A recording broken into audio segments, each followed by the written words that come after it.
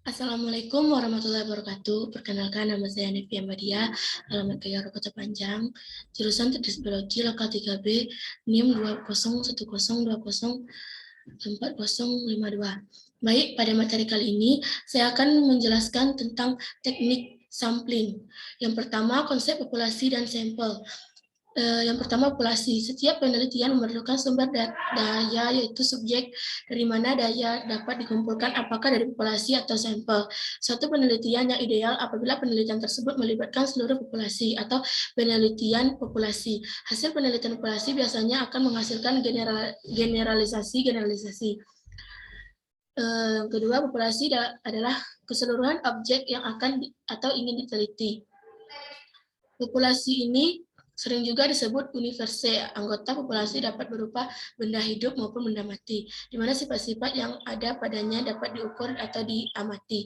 Populasi yang tidak pernah diketahui dengan pasti jumlah disebut atau populasi infinite atau tak terbatas, dan populasi yang jumlahnya diketahui dengan pasti. Populasi yang dapat diberi nomor identifikasi, misalnya murid sekolah, jumlah karyawan, tetap pabrik, lain-lain disebut populasi finite.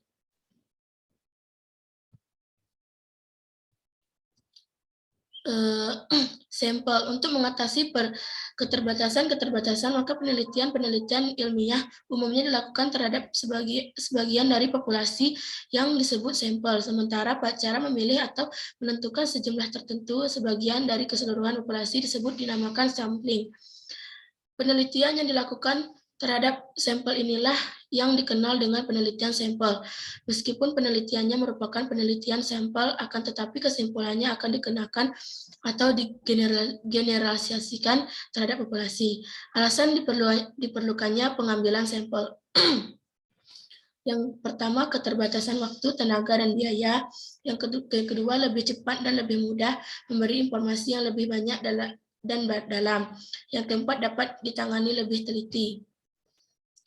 Generalisasi dari sampel ke populasi mengandung risiko terjadinya kekeliruan atau ketidakakuratan karena sampel belum tentu mencerminkan secara tepat keadaan populasi.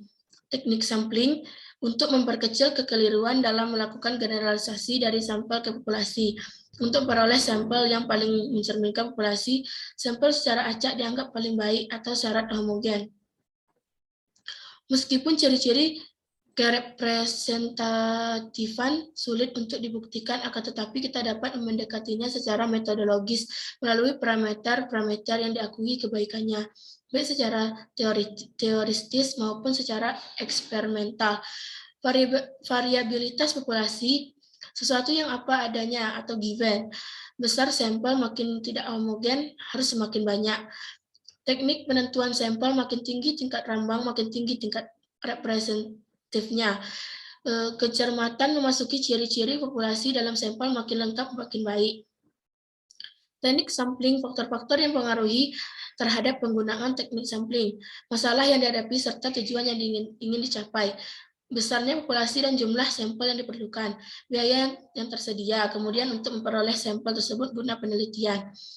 Sampel random sampling, proses pengambilan sampel dengan memberi kesempatan yang sama pada setiap anggota populasi untuk mencari anggota sampel. Proses memilih sejumlah sampel N dan populasi N yang dilakukan secara random. Ada dua yang dikenal, yaitu A, bila jumlah populasi sedikit, tidak bisa dilakukan dengan cara mengundi coin toss. B, tetapi bisa populasinya besar, seperti digunakan label random numbers dengan prosedur, misalnya populasi berjumlah 300 atau N sama dengan 300. Tentukan nomor setiap unit populasi dari 1 sampai dengan 300 sama dengan 3 digit per kolom. Tentukan besar sampel yang akan diambil, misalnya 75 atau 25%. Tentukan skema penggunaan label random numbers, misalnya dimulai dari 3 kolom pertama dan baris pertama dengan menggunakan tabel random numbers. Tentukan unit mana yang terpilih sebesar sampel yang dibutuhkan, yaitu dengan mengurutkan angka dalam 3 kolom pertama. Dari atas ke bawah, setiap nomor kecil dari 300 merupakan nomor sampel yang diambil. 100, 175, 243, 101. Bila nomor lebih besar dari 300, tidak diambil sebagai sampel N sama dengan 300. Jika pada lembar pertama jumlah sampel belum mencukupi, lanjutkan lembaran berikutnya. Dan seterusnya jika ada nomor yang serupa dijumpai, diambil hanya satu karena setiap orang hanya mempunyai satu nomor identifikasi. Systematic random sampling. Proses pengambilan sampel setiap urutan ke K dan titik awal yang dipilih secara random di mana K sama dengan N besar per N kecil, N besar di mana jumlah anggota populasi dan N kecil jumlah anggota sampel. Misalnya setiap pasien yang ketiga yang berobat ke satu rumah sakit diambil sebagai sampel. Misalnya pasien nomor 3, 6, 9, atau 15, dan seterusnya. Cara dipergunakan, yang pertama, bila ada sedikit sertifikasi pada populasi keuntungan atau perencanaan penggunaan mudah, sampel tersebarnya di daerah populasi, kerugian membutuhkan daftar populasi. Proportionate stratified random sampling. Sampel acak secara proporsional menurut sertifikasi proportionate stratified random sampling. Digunakan apabila penelitian beranggapan populasi memiliki jumlah anggota yang besar, serta memiliki perbedaan karakteristik antara strata atau tingkatan yang ada dan perbedaan tersebut dapat mempengaruhi variabel. Langkah-langkah sampel dengan karakteristik atau strata yang berbeda, usia, pola pikir, gender, tingkat pendidikan. Populasi digolongkan berdasarkan karakteristik diperlukan sertifikasi, diambil secara acak random berdasarkan jumlah yang proporsional atau menurut proporsi yang ditentukan. Sampel acak secara proporsional menurut sertifikasi. Kesimpulan akhir dapat dikenakan kepada seluruh populasi atau kelebihan sampling ini. Cluster sampling. Pengambilan sampel dilakukan terhadap sampling unit, di mana sampling unitnya terdiri dari satu kelompok atau cluster. Tiap item atau individu di dalam kelompok yang terpilih akan diambil sebagai sampel.